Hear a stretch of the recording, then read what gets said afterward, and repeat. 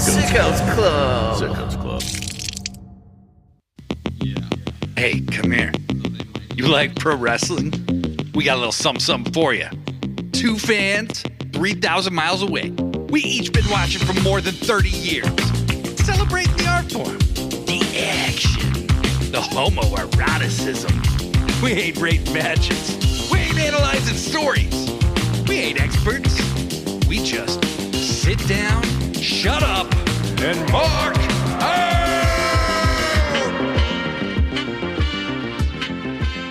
Hello, everybody, and welcome to yet another edition of Sit Down, Shut Up, Mark Out! It's a pro wrestling podcast about pro wrestling.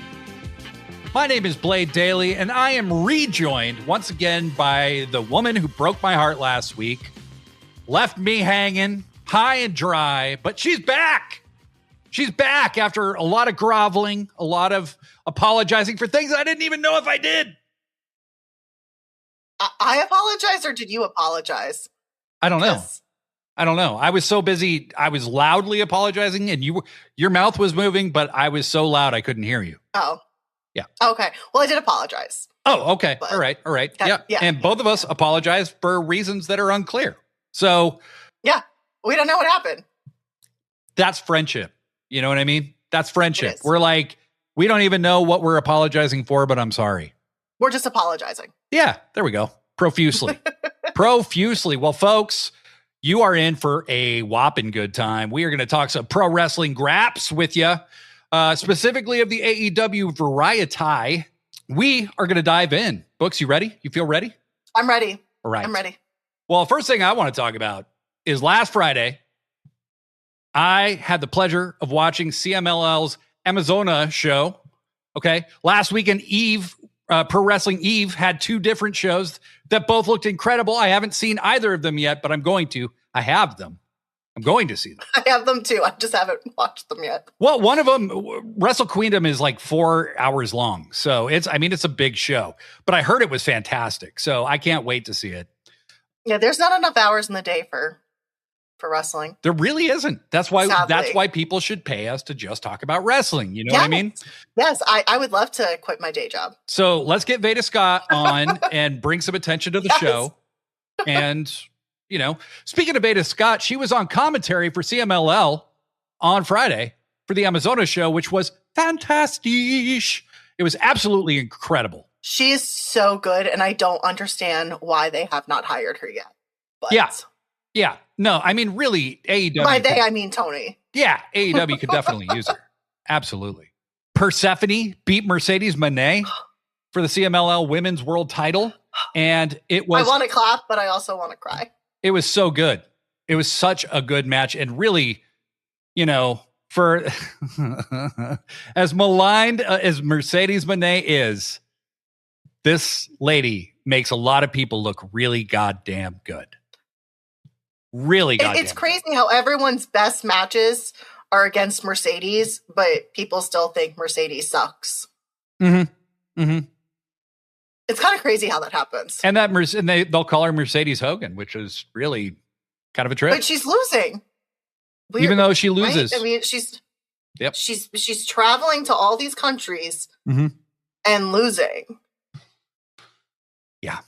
And also that just screams Hogan. I thought it was kind of interesting because they had in that match, Megan Bayne was cornering Mercedes. She was in Mercedes' corner. And it got me thinking, like, that would be kind of cool.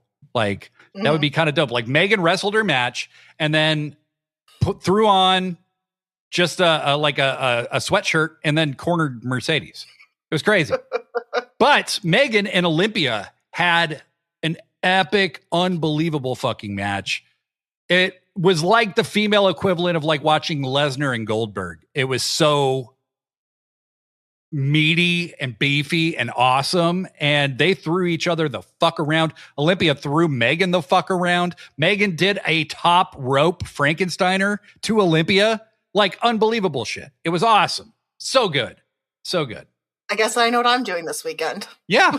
You're probably watching this show, right? Yeah. Actually, yes, I'm going to get it downloaded. Did I sell you hard enough on it? I was already going to watch it, but yes, you nailed that. I'm going to watch it sooner rather than like later. Yes. Like I might watch it tomorrow now that we're doing this tonight instead of tomorrow. So it all works out. See, your buddy Blade's always looking out for you. You know what I mean? Look at that. It's true. Yes.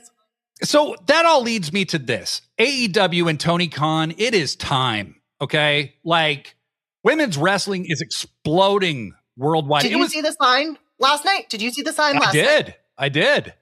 It's been time. Okay. And now it's past time.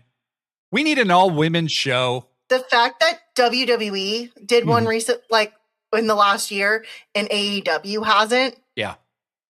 Annoys the crap out of me.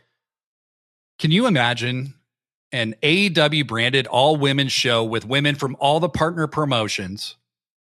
AEW by far has the biggest reach. They can introduce so many people to so many wrestlers to AEW fans that they've rarely seen, maybe never seen. It's time, Tony. It's time to make some dreams come true.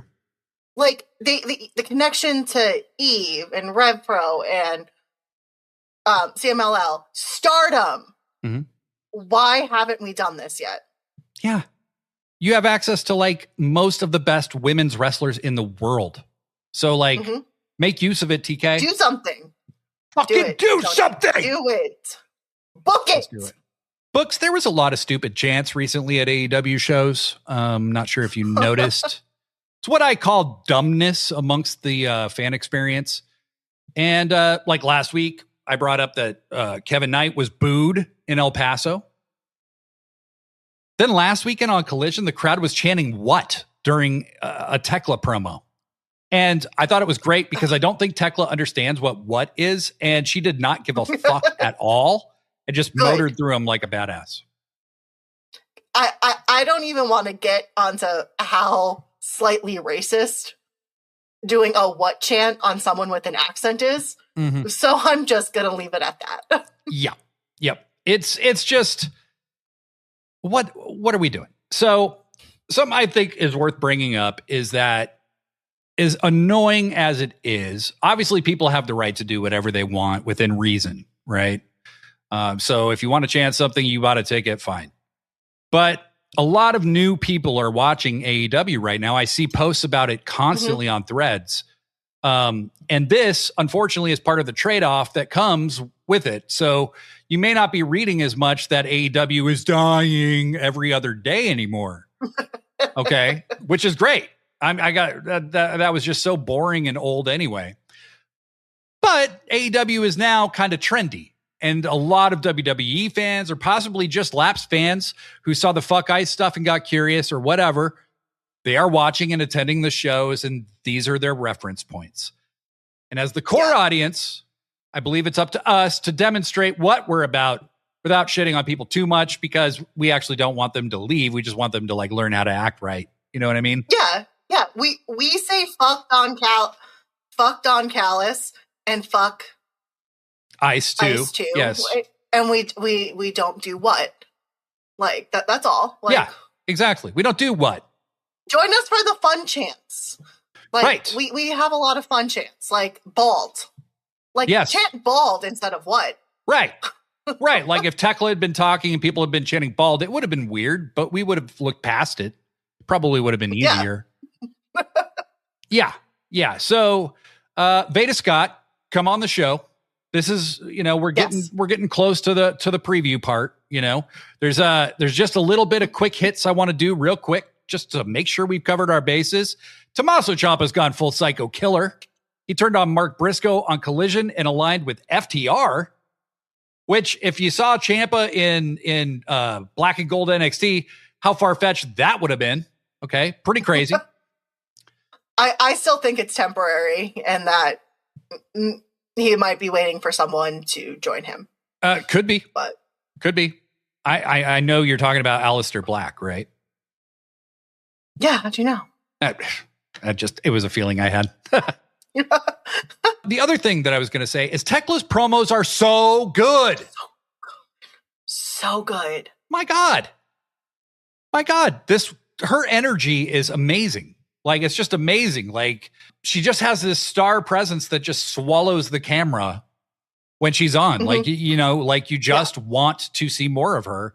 She just kind of has this rock star vibe to her that's really, really hard to quantify, I guess. But it's an intangible thing that not everybody has, and you see why she's the champion. I think that's a perfect way of putting it. She's a rock star vibe. Yes. Len Gott says that was a really good show across the board. I originally got it for Mercedes Persephone, but amazing show by the women. That was that CMLL show we were talking about. Len also added that I said this last week when I saw it, Mercedes and Megan, they just work. Absolutely. Yeah. It, I could see that as kind of like a faction. Like, imagine Megan Bain being Mercedes heavy. That would be kind of crazy. But you also have Lena Cross, and you also have Penelope. Like, talking like 4 horsewomen kind of thing right there, Kind of Mercedes handing off the reins to a new group of. Yeah. To a new group of baddies, basically. Yeah. The most extra woman in the history of pro wrestling, Mercedes with her giant headpiece and her, it was like cheetah print and teal. It was so awesome looking. Like, she looks so amazing. From anything I've seen from that, looks so friggin' amazing. Yes. Blurry Line 7, I can't believe Mercedes is bullying promotions to pay her $25,000 and make her lose. That's so rude. It's so disrespectful. $25 is my rate. That's what I charge. Oh, that's your rate? Yeah, and if you're local, I'll do it for free, or maybe pay you $25. Oh, okay. So if you're in the Seattle area and you want me to appear on your show, like, super, super easy. We're about to move on, folks, and it's time to get down to brass tacks.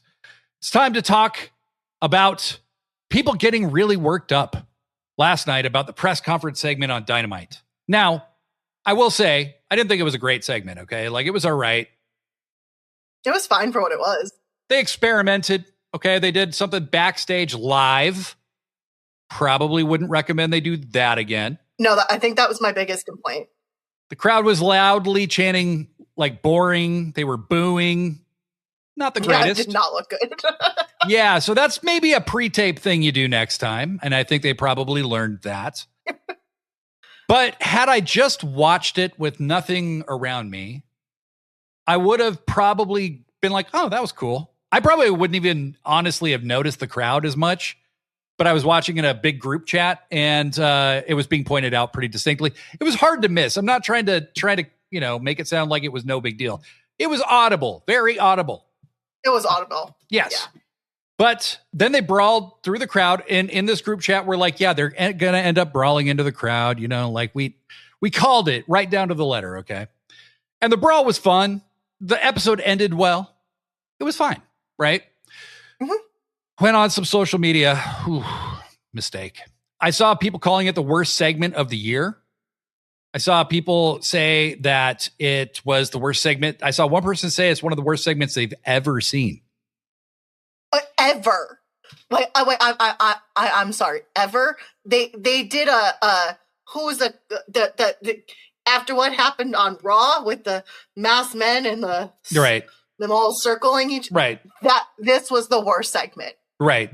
That was Monday. This past Monday, that segment happened. And it was seemingly replaced. Maybe, and it could just be people who don't want people talking about the masked men thing and they're trying to change the subject. I don't know. But I definitely saw some YouTubers with the clickbaity, like, this was a fucking disaster. To me, if you didn't like it, that's fine. They tried something new. It maybe didn't work. Fine. Like, it's not the end of the world. Like, what makes AEW different right now is that they're willing to try these different things and see what works. Yeah. Yeah. Like, I would rather them try than do stupid shit like a roulette of masked men in a... Yes. When you already know who never mind. Yep. So that was something that occurred, and we'll talk a little more about that when we cover that match later for Revolution. But overall, it felt like kind of a bit of an overreaction. Hold on. Someone gave birth to a hand, and this was the worst segment. Guys, I watched a match that was sponsored by a Batista movie that was coming out, and zombies came out and ate The Miz and John Morrison during a match. Like, that was one of the last times I think I ever watched WWE, but I saw that. That did happen. This broke me. AEW has done worse things than this. I mean, there was the Jeff Jarrett and Jeff Hardy Chainsaw Massacre match. Remember that? Or the MJF and Jeff Jarrett slut shaming promo. That was worse. I don't know. That was a lot worse. I don't know. This broke me. Honestly, like, AEW needs to up their game. Like, if you're going to do something bad, make it the worst thing. You know what I mean? We could do worse than this. And I'm a little disappointed. Let's see. Yeah, I wouldn't be against that never happening again on Dynamite. Yeah. You know what? That's a reasonable reaction, Len God. Yeah. That's a reasonable reaction. Or they try something different, but like, what? If they pre-taped the press conference thing and you couldn't hear the audience, like, it would have been fine. People said, why didn't they do it in the ring? And I think it's because there were only a few actual media members there and a bunch of AEW extras. And so you couldn't do that in the ring. What was Dave? I kind of stopped listening because I got distracted by the chanting. Did Dave Meltzer actually ask a question? I don't think he did. He just in the audience the whole time? He was just in the audience. Dave lives in San Jose, I believe. So I think that's all it was. Too Fat to Cook. A bunch of guys in masks and hoods was cool, right? Right? It took me a solid 24 hours to realize that was Dave Meltzer. By the way, I went, who the fuck is that and why does he look familiar? And then someone pointed it out. Yeah, I think there's probably been a lot worse than last night's presser, Len Gott. You know, I appreciate y'all having a weigh-in. The Scare Glow. I didn't have a problem with the last segment. Trolls are just waiting for AEW to stumble a little bit. If they were happy in their own fandom, they would be over there enjoying their own product. I absolutely agree. Okay? I really don't spend that much time thinking about what WWE is doing because I'm happy. Right. I don't like watch an AEW pay-per-view and go like, WWE sucks. I don't even care about WWE. Like, AEW is just awesome. Like, that's all I think about. Any more to contribute to that topic, Books? No? Guys, I think we have a problem on our hands, and it's going to be a serious problem.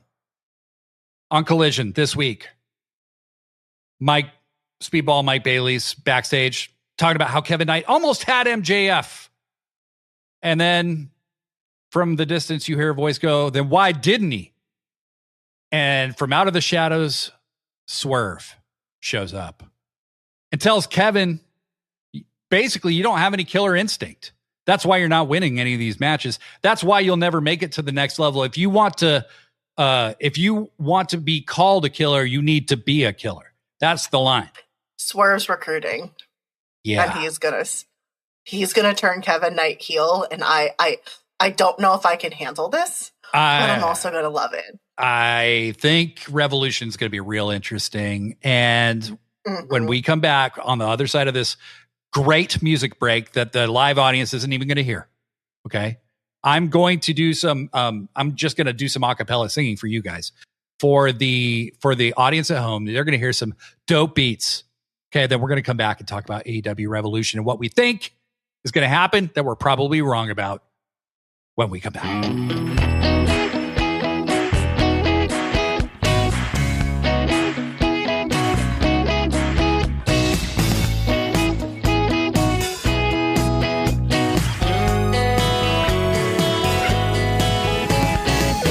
Books, it is time to talk AEW Revolution. It is time to get down to brass tacks, okay?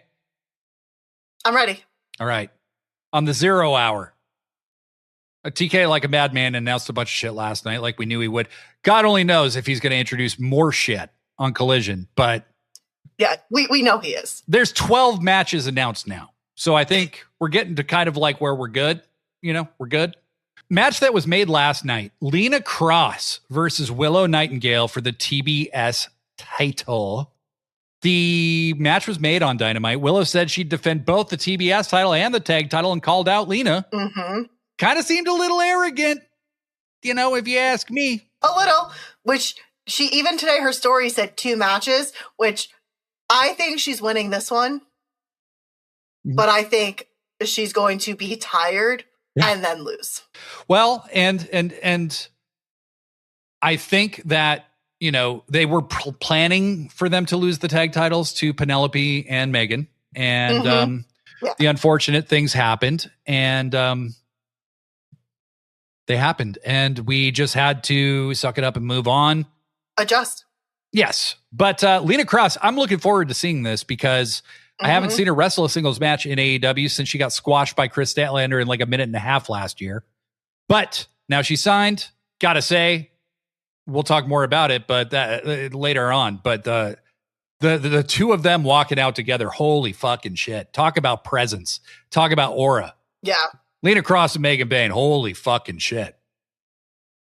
Like, wow. Yeah. What do you got on this one? What do you got on this one, chat? What do you got on this one, Books? I have Willow. I agree.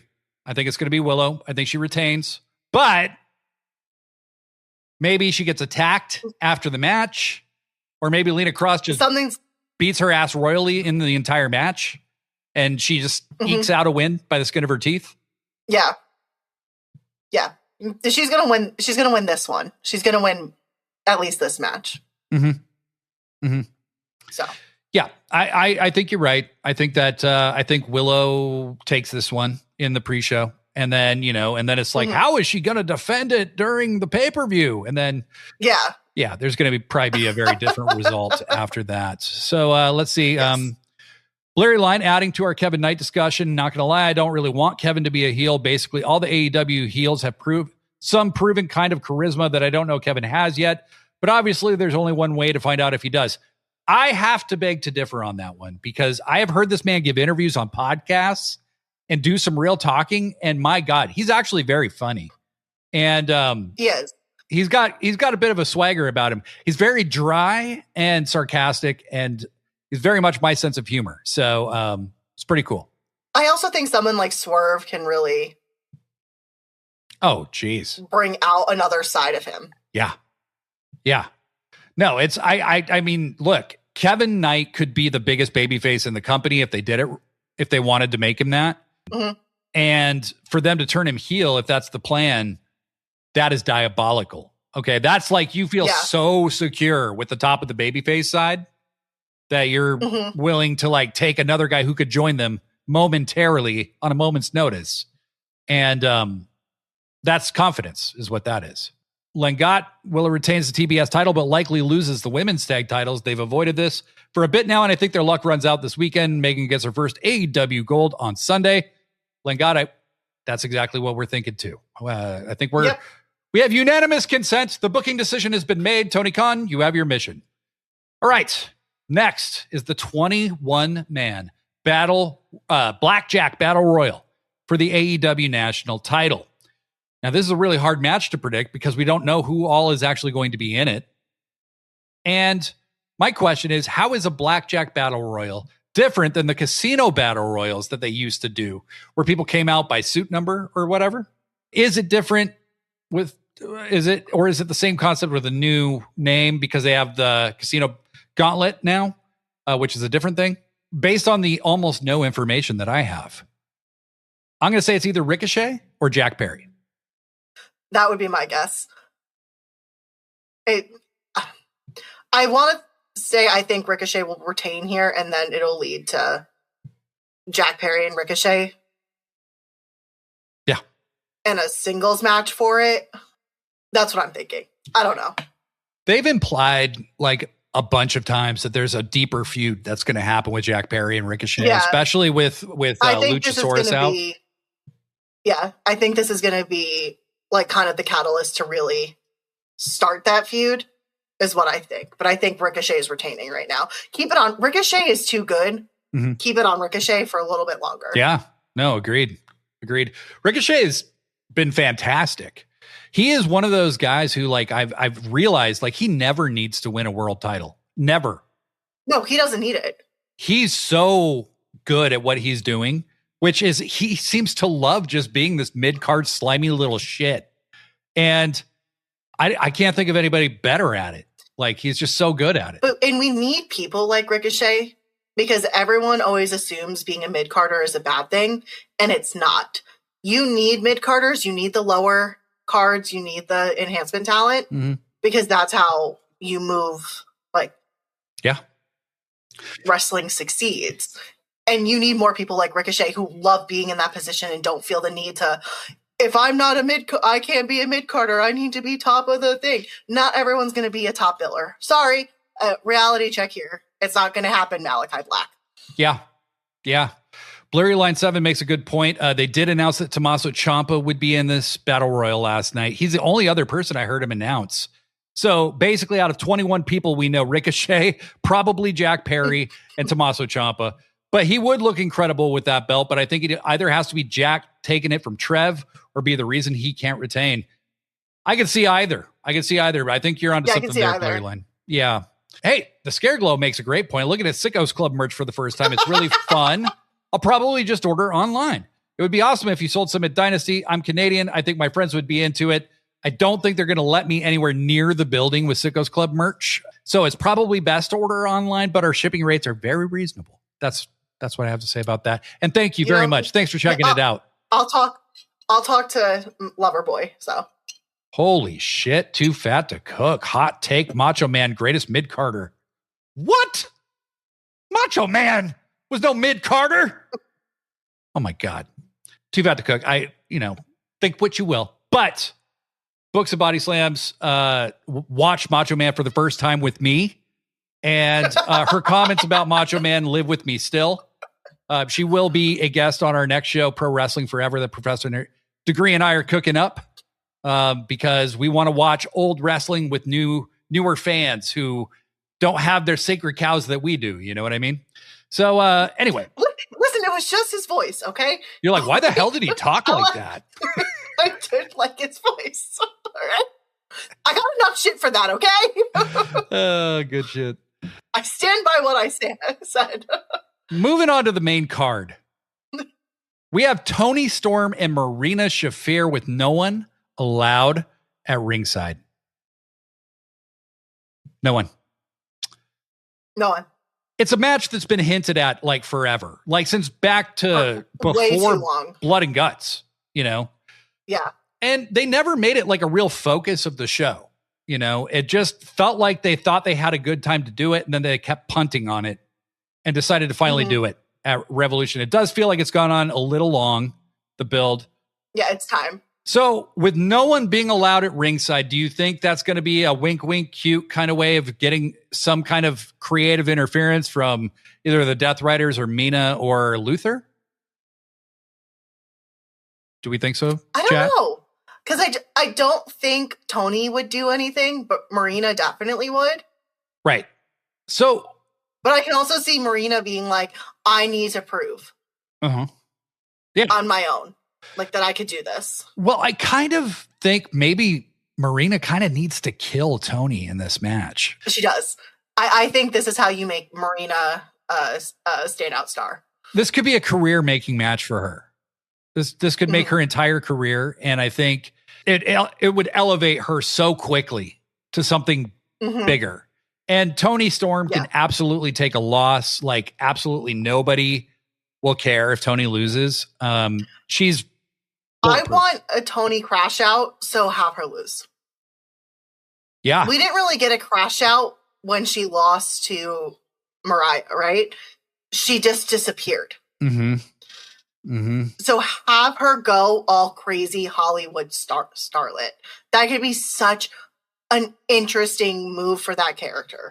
Yeah, or go back to the tag division, with Mina. I mean, there's so many ways it could play out. Len Gott, bold. Calling it now. Marina gets the win this weekend and gets a title match next month at Dynasty against either Thekla or Willow. I think I'd rather see her versus Willow because that's just a better matchup, just like a more compelling matchup. Because I think Thekla and Mina would be a weird two heels, a little weird, but Too Fat to Cook says Marina clean pin. And I say, yeah, that's what I think is going to happen. I do too. I think this is Marina's time.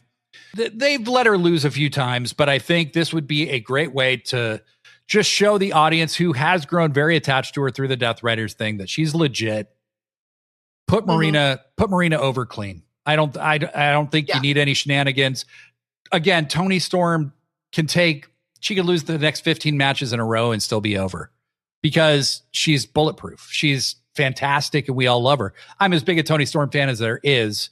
And that's not true. There was a woman who does Toni Storm cosplay at some Dynamite shows that I've been to who might be a bigger fan, but she's the only one. She's the only one. Toni, I love you, baby. Toni, I love you, baby. Don't ever forget. I'd wake up much easier if my alarm was Thekla calling me a big dumb bitch. Yeah, I think we all would. I think we all would. I'd wake up a lot faster. I think we'd wake up a lot faster.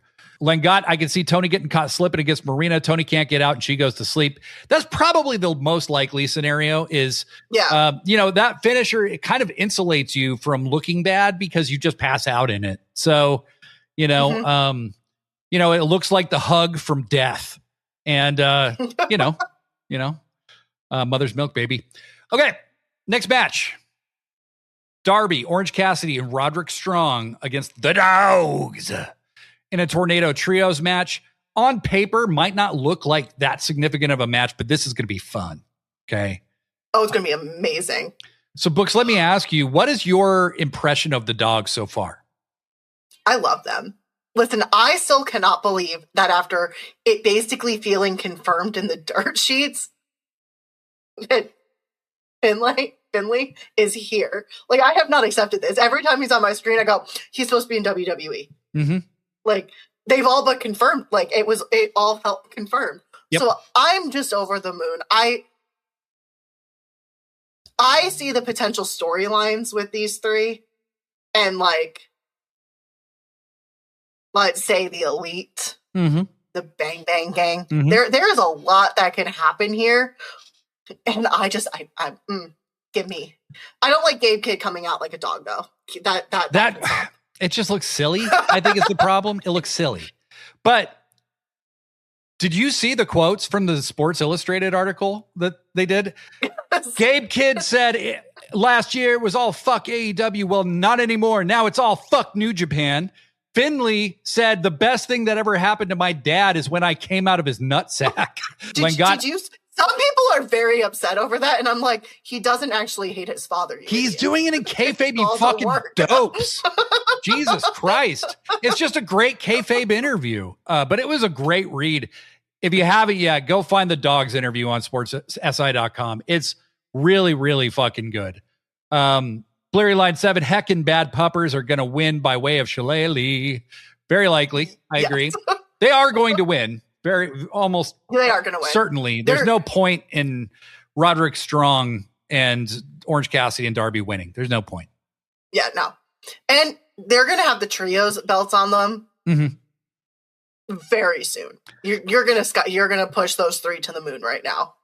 And that squash match that they did on Collision this last week, I'm not kidding. As good as all of the wrestling was on that show, that was my favorite match because they looked so dominant and so terrifying. The Dogs just killing those dudes. They all looked so badass. They looked just like 10 times more badass than the War Dogs ever looked in New Japan. None of them talked. I think that's a big part of it. Like there's no talking. Finley's not talking. Thank God. Okay. He's so much better when he's a silent killer. They'll have to speak eventually, but for now, let's keep him as quiet as possible. Just finito. Quiet. Bring it down. Library talk. Finley is in AEW is a much better match, and it continues his progression from New Japan since they share lore, and it just continues to be a natural progression. David Finley also kicked Jay White out of the Bullet Club. Do we not remember this? And then the Bullet Club. Yeah.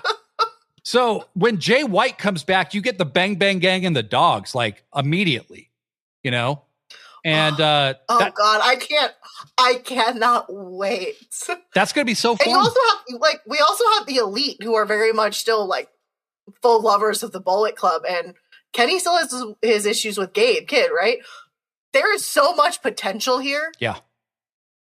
I'm so happy he decided he knew his worth, and his worth was not a C tier show. Right. Well, and the thing is, like, NXT does not pay well to a lot of people. No. And if you get an offer to be on prime time, you know, on the main show of a promotion on Dynamite, or you get to be on the C show for WWE with no guarantee that you're ever coming up. Ricky Starks, Saints, whatever, he's still in NXT. Blake Monroe is still in NXT. Yeah, Ethan Page goes back and forth, it seems like. They're being called up. Yeah.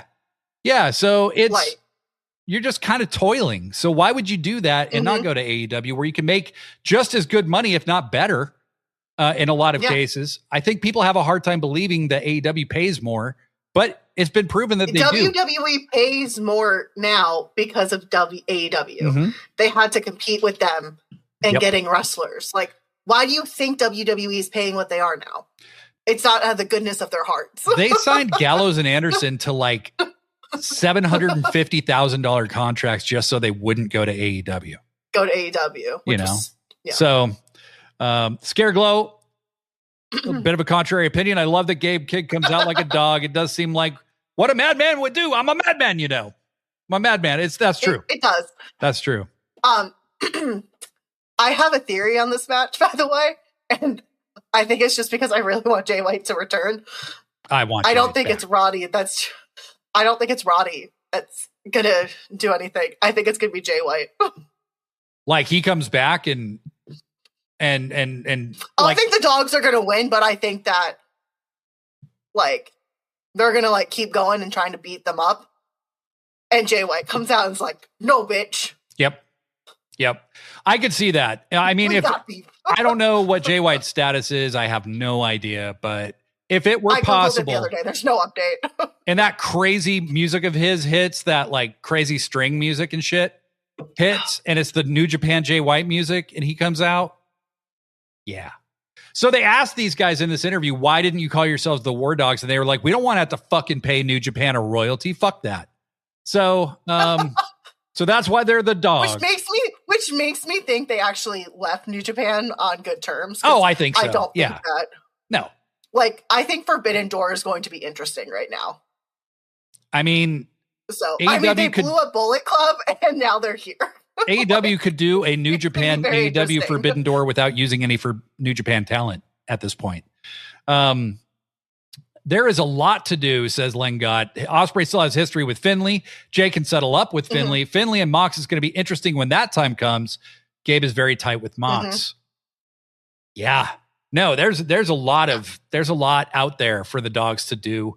So I never thought I would be one of the people. Gabe Kidd versus Kenny Omega, round 2. Hello. I never thought I'd be saying this. The year from last year. But I am loving the dogs in AEW. I really wasn't that excited about it. I'm very happy they kept the announcement that they signed till they were able to announce all 3 of them, because I think that was like that just hit like that was Blurry Line 7. All dog faction names that aren't British Bulldogs are bad names. I think you might be slightly biased in this, my friend. You might be slightly biased. Blurry Line from the UK. Lengott, I'd like for Jay to make a beeline for the AEW World title when he first comes back. It's also worth noting that a few years ago when Finlay attacked Will and Mox wasn't really that upset. So, yeah, and there, is there going to be, like, I think maybe the bigger thing for the dogs to do, if Jay White's not ready, would be to attack the Death Riders and like declare beef, like formal declaration of beef, like bring a pound of beef into the ring and throw it on the ground like beef has been declared, and then go for it. Oh God, that would be gross. That would be really disgusting, and then people have to wrestle on that later, so that's gross. Swerve Strickland versus Brody King. Here's the thing. 3 weeks ago, this match was like an intriguing idea. Like on paper, that's a cool idea. I think they've done a pretty good job building it in a very short period of time by making it feel very personal. Oh God, I cannot decide who I want to win here. It's crazy. My answer has changed every hour. I know who I want to win, and I know who I think's going to win, and they're not the same thing.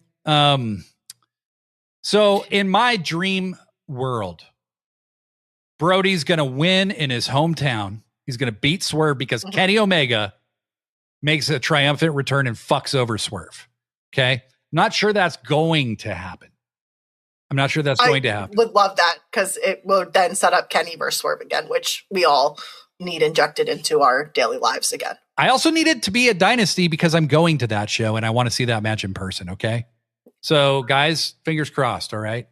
I also think that Brody really needs a big win like this. And I think he does too. Even if it's shenanigans that get him there, it's still a big win, you know, and beating Swerve would be huge for him. Yeah. So I think it probably the more likely scenario is that Swerve's going to win because Swerve is definitely feeling like the main man right now. Like he is, holy shit. He is back on the crazy shit. But does Swerve losing is what starts the embassy again? Well, so there's two ways you can go with that. So like, I have a prediction for the main event that bleeds from this, but Nana's got that embassy towel. We know that they just signed one of the dudes from Hit Row just signed. So people with Swerve are signing, with history with Swerve are signing to the company. It really feels like anything could happen. You know, it really does. And then I think that, so I think the more likely thing is that Swerve will win. Just he's an established main eventer that's on the upswing right now. On his way to top heel status again. MJF better be watching his ass because Swerve is coming right up behind him. Yeah. But Swerve has been so loud about, hey, look, if this is business from now on, I want the world title. That's all I care about. He already said that his apology to Hangman that he took it back. So yeah, I don't know. Why I go back and forth on this is because one, I think Brody needs the win. Yeah, Swerve does not, especially because I'm 100% convinced I know who's winning the main title because you've already kind of set up. And all right, I know I had a crash out when Hangman lost the last time, but I think it would be funny if Hangman's reigns are all short. He just keeps losing to people. Well, they're short in terms of time. They're long. He has a lot of defenses in short periods of time. Yeah, but I think it'd be funny if he wins and then immediately loses to Swerve.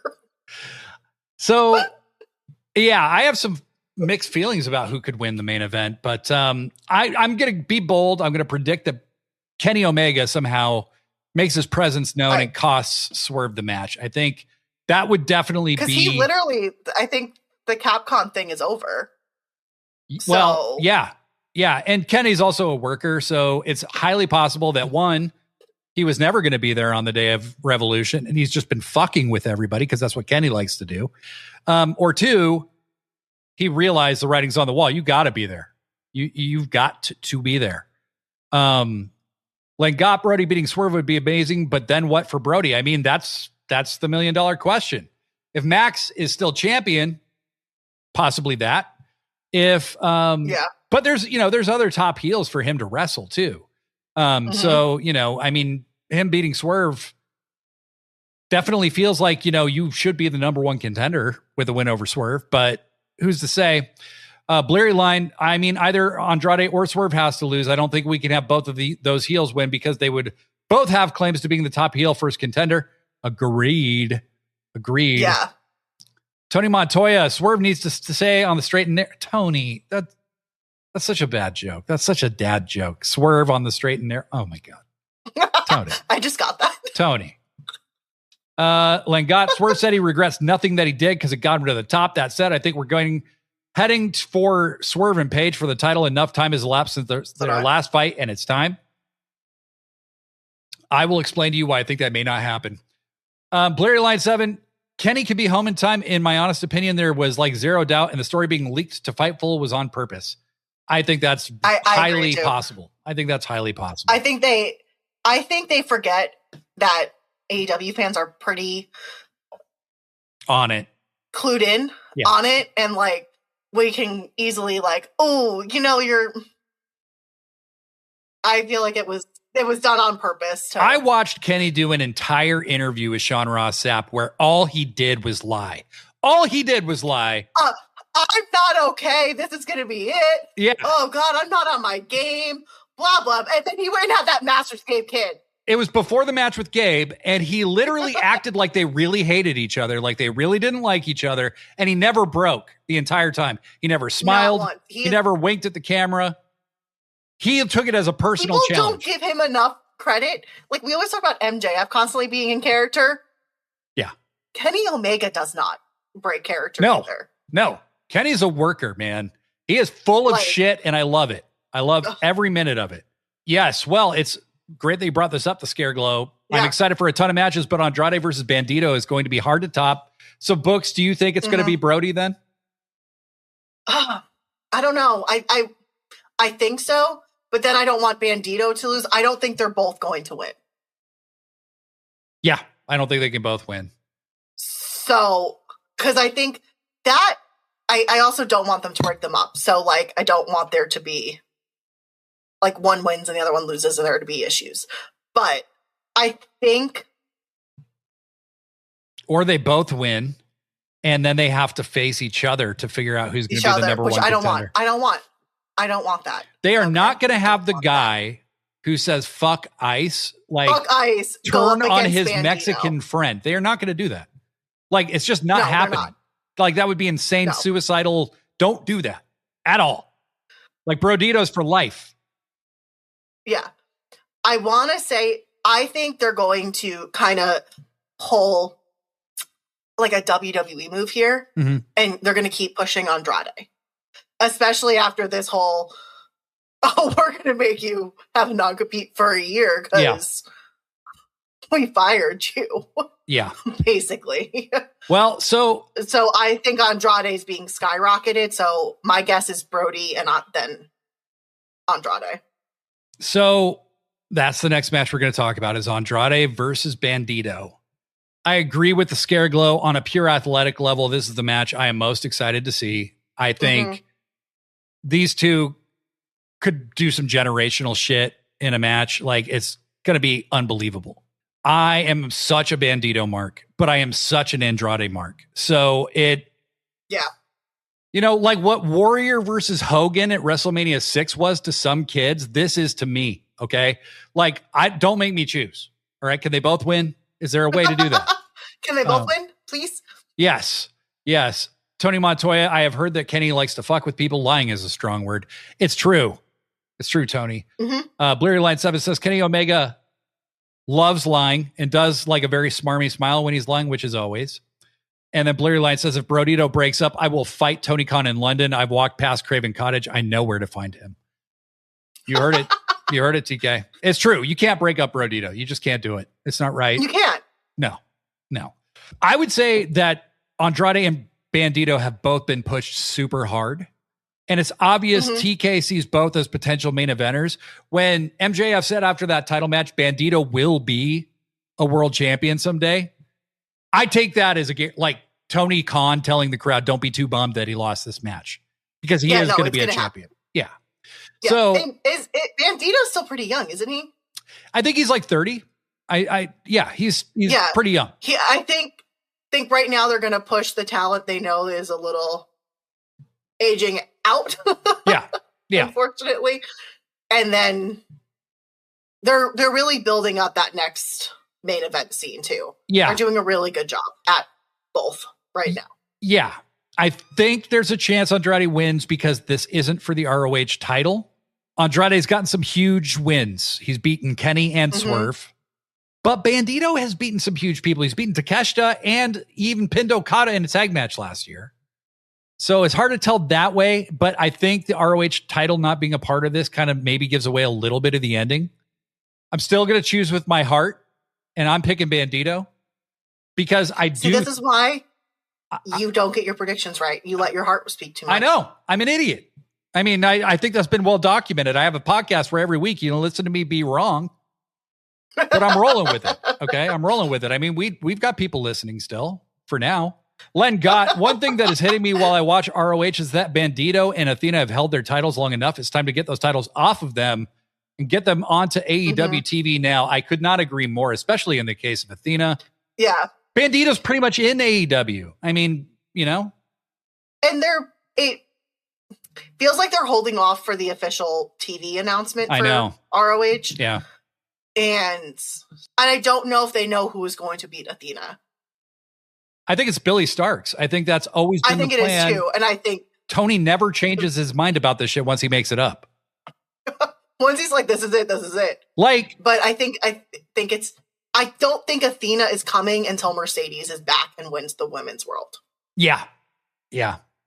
And that's when Athena will lose the ROH and come back to the AEW roster. Yeah. Yeah. Len got with the point of the night. Bandito can't break up. No, not today, not tomorrow, not ever. Andrade Bandito is lucha graps at its absolute finest. And I'm honestly good with either outcome. So am I. Honestly, I will be sad a little. A part of my inner child will cry a little bit if Bandito loses, but I'm okay with it because I love Andrade. I can't wait. Those are the only two where, like I said, I keep going back and forth. So I'm like, whatever happens. Like, I'm not going to be upset. Like, I'm going to have butterflies, but not like oh my God, this person's definitely losing butterflies. It's, oh my God, I don't care which way this goes.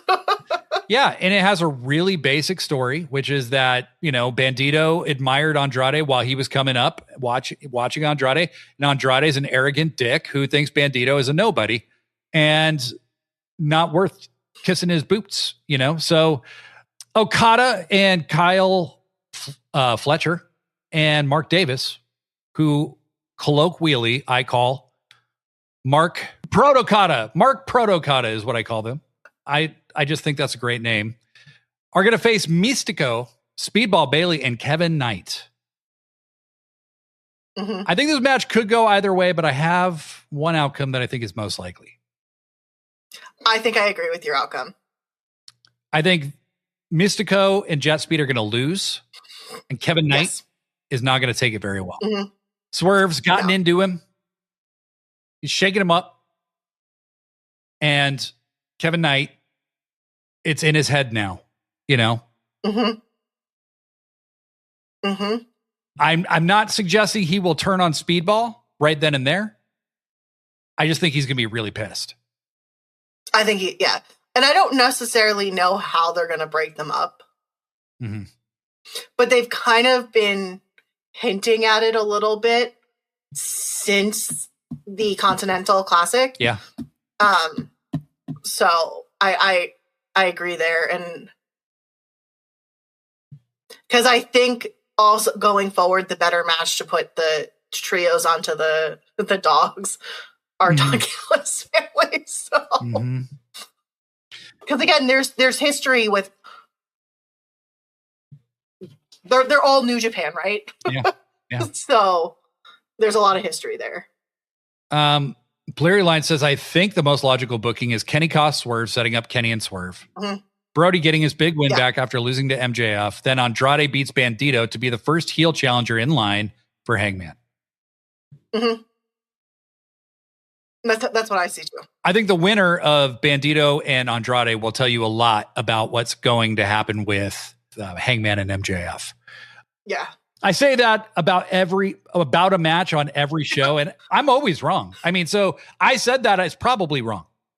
And that's just for me reading somebody else's idea, which is now wrong because I read it. So sorry, Blurry Line. Mark Protocata sounds like a business studies teacher from New Zealand. My name is Mark Protocata. Yeah. I'm here to teach business. Len got, by the way, how wild is it that Okada and Aussie Open are the reigning AEW Trios champions with Okada and Kyle as double champs, with Okada hating Takeshita and Kyle besties with Takeshita? I just can't wait to watch. We all know how I feel about Don Callis. I cannot wait to watch the downfall of the Don Callis family. And he's playing with fire here. And it's going to be glorious when the fire starts to burn him. Well, we're edging towards that and edging. No, yes. I can't wait. Yes, we are definitely, there's some edging happening. All right, next match, Babes of Wrath versus Megan Bayne and Lena Cross for the AEW Women's Tag Titles. We talked about this earlier. I think the chat agreed. Willow's going to be tired out, all tuckered out from defending against Lena Cross. Harley Cameron got choke slammed on a giant crate on Collision, I think it was. So to me, the outcome of this one feels kind of obvious. There's no reason for the Babes of Wrath to win this. Honestly, there's too many. I'm tired of the double champ thing. They needed. We have too many double champs right now. Please, I love that Willow is defending both titles, but I'm fucking done with it. Yeah, and like especially in the women's division, I'm done. Yeah, well, it's kind of funny because I had bitched about the double champ thing last year a lot. And then Tony just went harder on it. It was like he's listening to my podcast, like, fuck you, Blade. Fuck you, Blade. But you have enough people. You have this gigantic fucking roster. There's no need to have any double champions. Like, if you're a champion, your first priority should be to defend your title. Your title. And I think now they've built up the women's tag team enough where I also don't think, like, I know everyone's like, oh my God, I always want to call them the Iconics. The inspiration, yeah. The inspiration. I know they lost in like basically a squash match, but obviously that is leading to a rematch between Megan Bayne and Lena Cross versus them. And Jesus, what better way to put a title on them and then like have that be the rematch? Yeah, I think when I saw those two walk out together with the matching gear, Lena Cross and Megan Bayne, it's like that's like the skyscrapers from WCW back in the day with Sid and Dan Spivey. Like, they have aura that's just like, they're the fucking Road Warriors. They are dominant. They should kill everybody. I feel like if Penelope Ford didn't get injured, I said from the beginning, I was like, Megan Bayne and Penelope Ford were the only two matching for the longest fucking time. It was clear where that was going. So it sucks that it can't be Penelope Ford, but I think Cross makes more sense right now. They just got to go. They can't wait anymore. It's time. I want those tag titles to mean something. What happens when you have double champions, and especially when you have more than one, is it really diminishes the value of all the titles they hold. Because it's not like, I personally feel like if as a wrestler, when you hold a title, that should be your goal, is to retain that title. Not to keep going and getting more titles within the same company. Mercedes, that was kind of its own thing, Yeah. But like, there was a point to it. There was a story. An overarching story. Yeah. And she's still wrapping up, losing all those. And I don't necessarily mind with the men, like, because having a double champion that is also a trios champion means that the trios is being defended while you still see those other two championships. But that also leaves room for, we have 3 women's matches on this pay-per-view. Yeah. No, 4. 4? Tony, Willow and Cross, right. Tony and Marina, the tag team, and the women's world. We have 4 women's matches on every single women's championship, plus another one is being defended. That's pretty cool. That's, I put more double championships on the men. I take it back, Tony. Keep the double championships on the men if it means that we get 4 women's matches on a pay-per-view. Blairy, the Penelope erasure going on. Hey, I'm not erasing her. Okay. It's just, they've got to get they've got to get these titles off the Babes of Wrath. It's time. It's time. No, I love Penelope. I was so bummed for her. So yeah, that's my prediction. I think Bayne and Cross, I would have them win in a dominant way. I would just have them kill Babes of Wrath. Just murder them. Well, especially because like Willow's going to be tired, and we already know Megan Bayne is able to crush Harley. I don't want to see Harley crushed, but I'm also like, you literally can just have them not let her tag out and crush her. Right. And Willow just is too banged up to help her out as much as she needs. Yeah. Next match, we got Konosuke Takeshita versus Jon Moxley for the Continental title with no time limit. I had said on the show last week that this match was not built well. They announced it was one of the first 3 matches that got announced, and I supported that. And then they just kind of didn't do anything with it for several weeks after that. But on Collision and then on Dynamite, I felt like they went a ways forward with it, and I'm happy to see that. I'm happy to see that the point I made last week on the show is, who is Konosuke Takeshita right now? You know what I mean? You can't do the silent killer thing with him anymore because it's obvious he's about to turn babyface. So how is he changed? How is he now not compatible with Dawn? How is he now not compatible? And with just a few simple things, they made it very clear. So thank you guys for listening to the show last week and taking my advice. Obviously, that's what did it. I'm kidding. But, Takeshita telling Hechicero, I don't need any help. I don't want any help. Clearly shows Takeshita wants to beat Moxley on his own with, by his own merits, right? So I think that's a good thing. That's some good character development. We also know Takeshita is about to get bounced from the Don Callis family in a very painful way. Him turning down the Don Callis family and their help was not a sign for good health for Takeshita going forward. Now, we all know in the Continental Classic that if you interfere in that match, you could be suspended, if not fired. So I don't think that's what's going to happen. I don't think there's going to be rampant interference in the match. I think Takeshita will either win or lose on his own, and he will decline to celebrate with the Don Callis family and will get his ass kicked for it. Mm-hmm. Which then leads to Okada versus Takeshita. Right. And the question for me is, does Takeshita win this? Yeah. Or does the Don Callis family try to help him and they fuck him over? No, he's going to win, because then it'll be Okada versus Takeshita for the Unified Championship. Because what the fuck was the point of the Unified Championship? Yeah, Books, I feel like I broke your brain with that one. I feel like I was the one going, why the fuck did they do this? And then everybody told me to calm down, and then they took a minute to think about it themselves. And now everybody else is like, why the fuck did they do that? It's true, though. It's true. Why the fuck? Why? Why the fuck? Why? You don't need consolidate 2 titles. The only time Okada's defended the international title recently was in ROH last week. What the fuck? It's like they're already planning for Okada to lose. Just make Okada a fucking crazy person. Yeah. Okada doesn't need a title. I'm sorry, he doesn't. Yep. Larry Line, I find it weird that Talk is a heel who's the babyface in a feud with the faction of heels, where the leader he's facing is a babyface, but is the heel in this feud.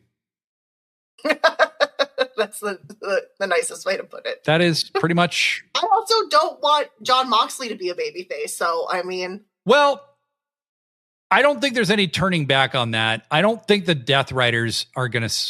I think they're kind of waiting for us to forget that we expected them to turn. And then they're going to turn. I'm never, because I need something. I need Claudio to do something meaningful. Yeah. And that's to lead the Death Riders. Yeah. No, I think Mox might lose and, sometime, someday be turned on. I don't know. I'm done predicting the downfall of the Death Riders. I did that for too long and it got me nowhere. I at least in the last year, they've made the Death Riders interesting again. So good job. Yeah. Yeah. Lengot, I think we're in the same boat here. I can see Takeshita winning and Kyle celebrating with him the weeks to follow. We'll see Don running interference, trying to keep Takeshita from going after Okada's title. He will fail. Yes, I believe that is perfectly correct. It's not a unified title. It hurts my brain. When a belt is lost, why would they do this? I was talking with Kayfabe K about this. And she was like, yeah, well, I think the winner of the C2, if it's not Okada, will have to challenge Okada and whoever wins that will be the new unified champion. And I'm like, I don't think that's what they're going to do. And it was not what they did. Tony Khan just thought that people, much like Tony Khan thought we would approve of like lineal champions and what do they call that? When somebody gets injured, they become the like replacement champion. I forget. Oh God. Nobody liked it. Nobody liked it at all. And so don't do that. Don't do that. Nobody likes this ununifying of a title. Lineal champion interim. Thank you, Larry Line. Interim. Thank you. There should be no interim champions. Fuck that. Nobody wants that. Just strip people of the title if they're going to be out for a long time, Tony. Or do what Tony does and just don't talk about the title for a really long time until somebody comes back. Like the ROH television title that Nick Wayne is still the champion. I think my heart says Takeshita has to win this. I don't want Jon Moxley to win this. There's nothing. Jon Moxley doesn't need a championship. No. He's Jon Moxley. Like, and I think Jon Moxley wants Takeshita to win. I think Jon Moxley is also very much about pushing the future. So. Yep. Len Gott, I actually like the modern Triple Crown, and I'm glad that Eddie Kingston got to do it, given his lean toward All Japan OGs. I agree. I liked the concept, and then it was over so fast. Like, it just stopped happening within like a couple months. And Tony kind of made a big deal about it when they announced it, and then barely talked about it after that. And then Eddie lost all 3 belts like so shortly thereafter. It was like, one thing that I think the only mistake I think has been made in Okada's booking since he's been in AEW is the fact that he never defends any of his titles. He just never does. Like, that international title's probably been defended like 4 times since he won it, like a year ago almost, Didn't Kenny had more defenses in his short reign. I think he did. And I think the unified title only got defended like 2 or 3 times. It was like Swerve at Forbidden Door. I think Speedball he defended it against, and maybe one other time, but I mean, he barely defended it. So yeah. And I love Okada, but it's time. Okada doesn't have Okada be a menace. Have Okada go after Hangman if Hangman wins the title. You know what I mean? Yeah. Like, I want to see Okada with an AEW world title reign. God damn it. Even if it's short. All right. Moving on to the match everybody's really excited about, if you look online, is FTR versus the Young Bucks for the AEW Men's World Title. I don't know. I'm actually excited for it. I am. I know that it's been like 3 years since the last time they were in a match together. People are like, again? It's like they've had 4 matches in 5 years. We had 7 Kyle Fletcher versus Mark Briscoe matches in 1 year. 1. Only 2 of them were stips. We also had Cody Rhodes versus Roman Reigns like 7 times. Yeah. Get out, they fuck over it. They're 2 of the best tag teams in the world, doing what 2 of the best two of the best tag teams do, and that's put on a fucking great match. Yeah, and beat the shit out of each other. The Bucks are in their hometown. They have to avenge their brother, Malachi. Yeah. Do the Bucks win? Is there any way they could lose? I don't think so. No. In the beginning, I thought FTR would win. And now I've come around. Once they pile drove Malachi, I was like, they can't lose. That's just not a good look, Also, the Bucks have been very vocal in that this is their last contract. Yeah. So I think they're going to win. But I also think that my prediction is this is the Young Bucks' last hurrah as a tag team. They're going to win, and then we're going to get a trios run. But I also think they're not going to win cleanly. Yeah. I think they're going to have some help. Yes. Well, a certain Cope and Christian have been gone a very long time now. Very long time. And the last time we saw him, Beth took a fucking spike pile driver from FTR. So they've got to do something pretty dastardly. Cope is done filming, or if he's still filming it, at least it's in LA. Right. Len Gott, the Death Riders are a brotherhood unless Claudio decides to prove Eddie right with what he tried to tell Mox 3 years ago. I don't see them splitting at any point. But what if he did prove him right? What if Claudio becomes the contemptible heel that I would love to see him be? I want a heel Claudio. Yeah. Like he was at the beginning of the Death Riders, where he was like scary. Yeah. I want scary Claudio. Yes. I want scary Claudio. Give me scary Claudio. Bucks versus FTR is guaranteed to be incredible scare glow. I don't think it's possible to not blow people's minds. Totally agree. Totally. Yeah, they literally put on the best tag matches. Like, when you think of the best tag matches, it's FTR and the Young Bucks, or the Young Bucks and Lucha Bros, but, you know. Right. Or, yeah. It always has the Young Bucks in it. The dearly departed Lucha Bros, R.I.P. Len Gott, Rod and Todd winning back the tag titles feels like a given. It kind of does. Kind of does feel like a given. Think of how quick this babyface turn happened. Okay, though. Their downfall was a year ago. We got to be real. The Bucks are boring as babyfaces. And like, I can handle it for a short period of time, but I wish they would retain part of the dickishness of their heel characters as baby faces, but trying to do better. Like they first did on Being the Elite when they were still mean to Brandon. Yeah. Like, but they haven't been giving many interviews. They're barely on camera. I think they're gearing up. I think they're gearing up for something. I hope so. Because I think they're going to win. They're going to get some of their dickishness back. Because don't forget, Kenny is borderline gray too right now. Yeah. So, and that's when the three of them are at their best, is in that gray area. So I think them winning and kind of like keep Super Kick Party, right? Like keep the tassels, keep all that makes them like a good face team while bringing back some of that attitude. Yeah. And I think Kenny going to be on a little bit of a mission. Yep. Is going to help turn them back into a little bit of an asshole. I agree. Len Gott, I'd be fine with Claudio going full heel if it means we got Mox and Eddie back on the regular. Yes. Your comment actually gave me that same idea, and that's why I kind of started talking about, make Claudio the lying bastard that Eddie always said he was. Mm-hmm. And then, because they never did like shake hands and be friends, like they still hate each other in kayfabe. So that would be great. That would be fantastic. And Mox with Eddie again would be fantastic. Yeah. Because I don't think Mox is turning hard heel anytime soon. No.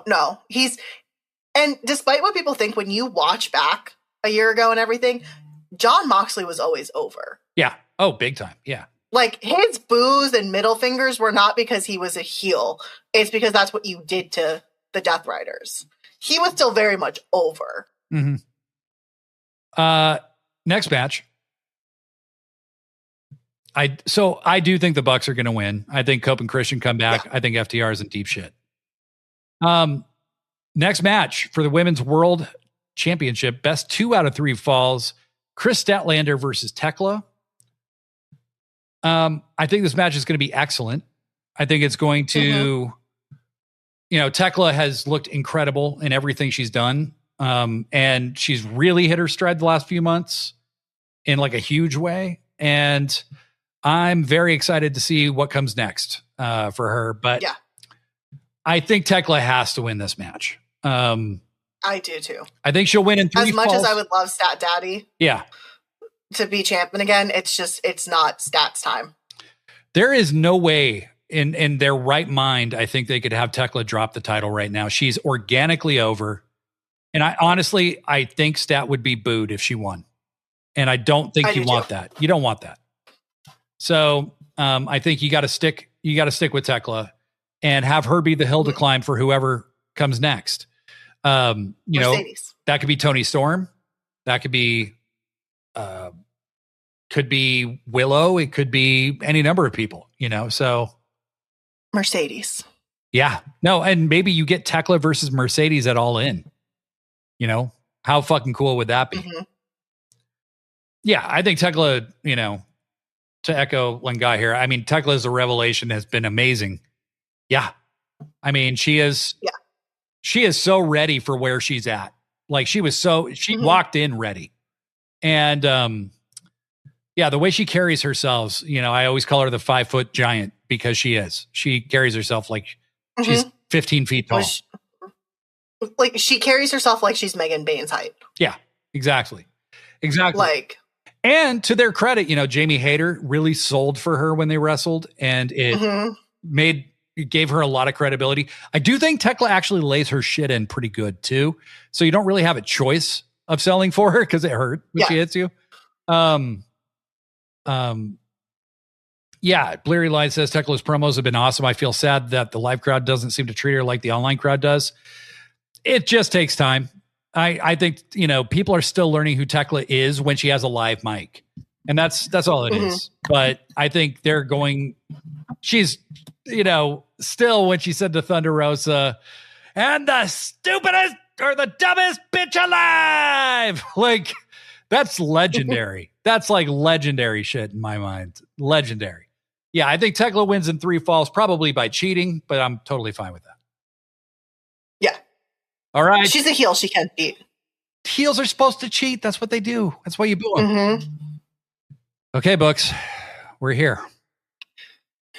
Hangman Page versus MJF after the greatest segment of all time last night. The the press conference. I'm going to say they have done a great job building this match. I didn't think I'd really care that much about an MJF versus Hangman match because they had 2 of them like within the last year on pay-per-view, no less. But they've added so many stakes to this match and the promos have been so good. The entire future of not only Hangman, but AEW kind of feels like it hangs in the balance. And in kayfabe and to a lesser degree, even in real life. And I feel that way because if Tony Khan is insane and wants to make the biggest gamble of his life, having Hangman lose the right to challenge ever again for the AEW title is like you are risking all the progress with the fan base that you've made. Hangman just won this title at All In the biggest storyline payoff ever in AEW history. Having him lose feels crazy to me. And yet, I see ways they could do it. What do you think? I still hate this stipulation. And I'm still very mad. And if Hangman loses, I may boycott for a week. Because I hate this stipulation. I think that's a very real possibility. That's a very real possibility. Now, with that said, we are all going to be clenching so tight watching this match. Like, I honestly may walk out of the room for this one. Like, I don't know if I could watch, because I'm not joking when I say I fucking hate the stipulation. I see ways out of it. And don't get me wrong, I don't think they're going to fucking Cody this. But Cody destroyed any good faith I have in this stipulation because he fucking Cody'd it. Mm-hmm. That any way I see out of it, it's my glass is half empty instead of half full. So, Blurry Line 7, I think Hangman loses the crowd if he loses. I agree. Mm-hmm. I think AEW. It's going to be the worst thing. It's going to be the worst thing for the company right now. First of all, he's like on one, constantly yelling at HBO for ice ads. And like, he is the main character of AEW. When you think of AEW, a lot of people think of Hangman, and he brought in good ratings. He brought in attendance. That entire arc of his last year brought people back, like that's what got people talking about AEW again. The show was improving before that story started, but it really picked up steam after he became Moxley's heir apparent challenger. But Blurry Line makes a great point. He would lose the crowd because from a character standpoint, he did this to himself for no reason. So the crowd, there was no reason for the stipulation. Right. Right. Other than to get MJF to do a Texas death match. Len Gott says MJF is in too deep this time. Last March, he broke down when he couldn't keep Page down. Page is a whole other demon when it's Texas death. His track record speaks for itself here, and Page will win. So let me give you the macabre, terrible version of this ending. Swerve Strickland, because he's all business and all about himself now, sees this as a practical means to an end. You get rid of Hangman and he'll take the belt off MJF. And then Hangman can't challenge him. Well, I wonder if that's an out. If Swerve interferes and Hangman didn't lose cleanly. It's Texas death, though. If that's an out. It's Texas death. That it's true. It's a Texas death. No DQ. No, they're fucking codying this. They're codying this.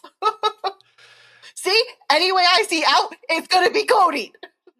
The only thing they could do to up the stakes even more for Hangman to lose, and I'm just talking possibilities. I don't know at all. I don't have a strong feeling one way or the other. Kevin Knight turns on Hangman to help Swerve cost him the match. And these two like join like infamy forever. Like perma heel. Like you never recover from that. You know what also is going to happen if Hangman loses? Huh. Hangman to WWE confirmed. Yeah. Oh my God. Oh my God. You know, the more you talk, the more I'm like, there is no... And I know Hangman is not going to go to WWE. No, he's not. He is way too left-leaning to go work for World Mega Also, he likes his children. Like, there's no fucking way he's going to do that.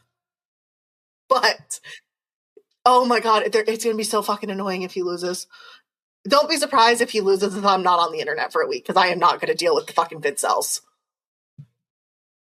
Blurry Line 7, I think if the stip was can't challenge whilst MJF is champion, it would have gone down better. Mm-hmm. In case you couldn't tell, the Blurry Line is from the UK. He said whilst. But they made it very clear this is not what's happening. They did that. Yeah. They did that. Like, you could have easily saw the out. Because it's majority of fans did not like this. Mm-hmm. And then you go and double down on it. Len Gott says, here's one. What if Swerve corrupts Page to the point where Page not only regains the title, but does it in a way that actually has fans feeling bad for MJF? Page gets the title. MJF gets fans like turns babyface. I'm not sure if that's possible. But I can also see... No, I can see that because don't forget, MJF was getting close to babyface with everything with Adam Cole. That's true. But then you're like turning your two top baby faces heel. So it's better. It's more fun being a heel. Yeah. Because these two are mirror images of the other to a point. Page has the fans, not the resume. MJF has a resume and not the fans. MJF wants the fans to love him the way they love Page. Very true. I can also see MJF paying someone to have himself lose. How do you Cody something? Is it a weird sex act? Tony, no, it's not. My cousin, everybody. All right. So I think it's too big a gamble for Tony Khan to take and end this like Return of the Jedi, like fucking, or not Return of the Jedi, like The Empire Strikes Back, like the darkest, most horrific ending, and let that just hang till Wednesday. I just can't see him doing it. I can't. There's too much goodwill right now. And Hangman losing will destroy the goodwill. I think so. I think you have way too many new fans coming in, and like, I love that they're not necessarily catering to the new fans like the way they were in, like, say 2023. But they are trying to appeal to the newer fans, and having your, like, I don't want to say John Cena because Hangman is better than John. No, I can't even say those words because it's John Cena and Hangman. They're two different creatures. But you have your version of John Cena, right? Yeah. You're not going to have him lose like that. He's the gray-hatted hero. You know what I mean? Like he's smart and he's also fallible and and he's fucked up, but he's also he's got more integrity than everybody else, you know? Yeah. That's why I can see MJF doing something shady to ensure Hangman might win, making MJF sympathetic and getting the fans, which I think long-term story-wise, that could be an interesting story. Blurry Line says, I genuinely think Hangman having the Cody stip is the dumbest possible decision. It makes the fans think of Cody, who they chose to reject. I have a counterpoint to you there. That's a great point, and that could be correct. However, Cody did lose.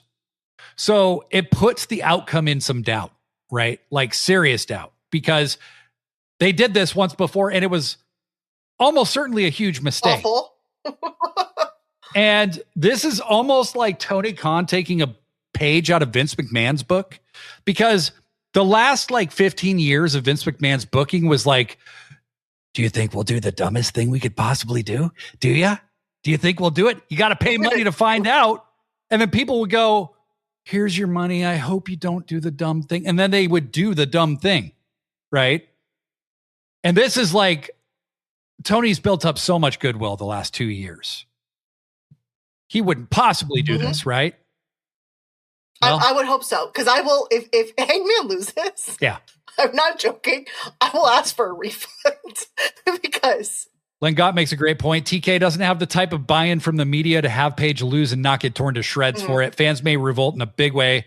I also think Page regaining the title, but uncomfortably, works. The stipulation is one thing, but the match is literally Page's specialty, because Page has only lost one Texas Death Match, and that took Brian Cage helping Swerve to make it happen. That's a really good point, Len Gott. That's a really good point.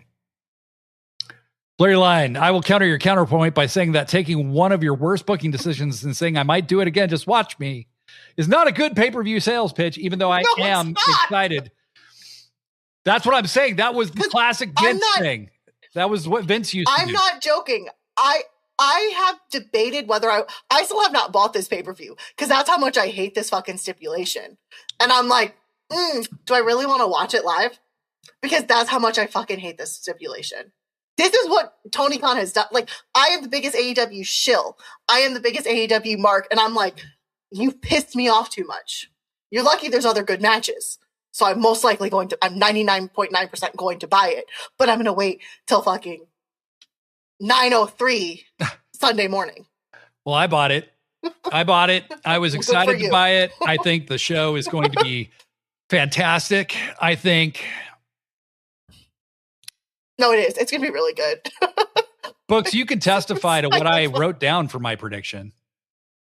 I've changed my mind. You guys have changed my mind. I actually had Swerve costing Hangman. Just so everyone, you know, he wrote that Hangman was going to lose because he hates me. No, I don't hate you. I think I hate myself. And that was, I think I only deserve suffering and pain.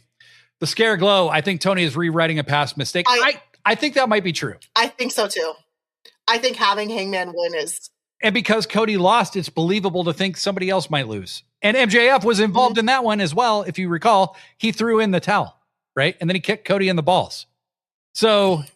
Oh, that was a good moment though. I mean, that was MJF's true like heel turn. So like where he revealed himself to be a heel.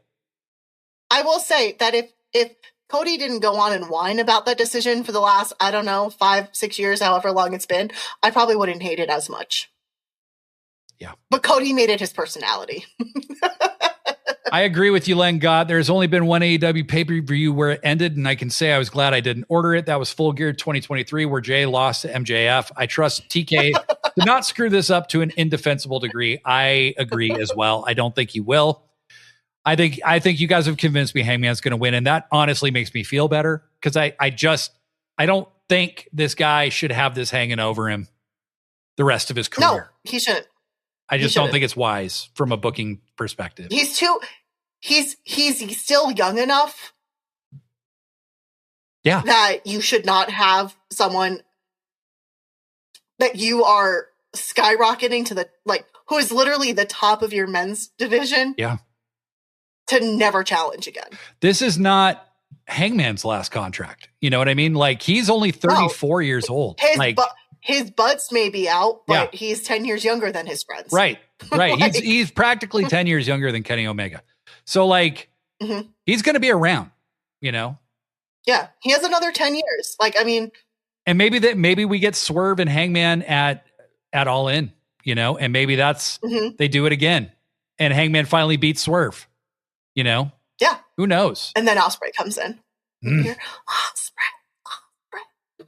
All right. Well, guys, this has been the show. Till next time. So on Monday, Professor Degree, Kayfabe K, and I will be recording a review of this show. Hopefully we won't be crying. Kayfabe K is going to be at the show live. So we will get I have her first. Yeah, I know. She's going to be going on Books and Beck's next. I was telling her, you're just getting around. You just, you know, name ID just exploding. If you don't know who Kayfabe K is, she makes awesome pro wrestling themed nails, press on nails. She's also the co-leader of the Church of Omega. Yes, she is. She is way into Kenny. Okay, so till next time. You just wish you were a part of this church in a position of leadership. I do. You're right.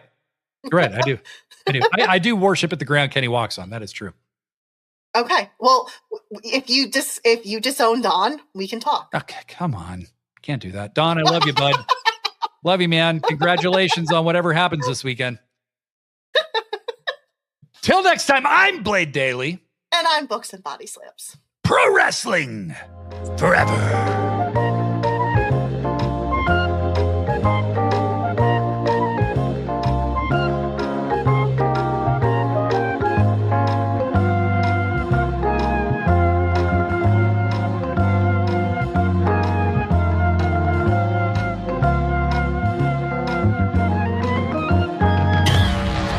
Sickos Club.